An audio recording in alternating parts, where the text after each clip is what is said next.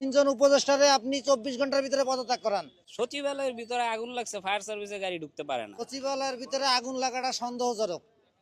মাননীয় প্রধান উপদেষ্টা ডক্টর মোহাম্মদ ইউনূস স্যারকে বলতে চাই, এর বিশেষ তদন্ত নেন। আর আপনার তিনজন উপদেষ্টারে আপনি 24 ঘন্টার ভিতরে পদত্যাগ করান। স্বরাষ্ট্র উপদেষ্টা, আইন উপদেষ্টা, সাংস্কৃতিক মন্ত্রণালয় উপদেষ্টা, এরা কোনো যোগ্যই না। এদের মতো লোক দিয়ে দেশ চলে না।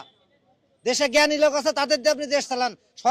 এই সচিবালয়ের ভিতরে আগুন লাগার বিশেষ তদন্ত করেন। এইখানে আগুন ধরার ভিতরে কোনো কাহিনী আছে?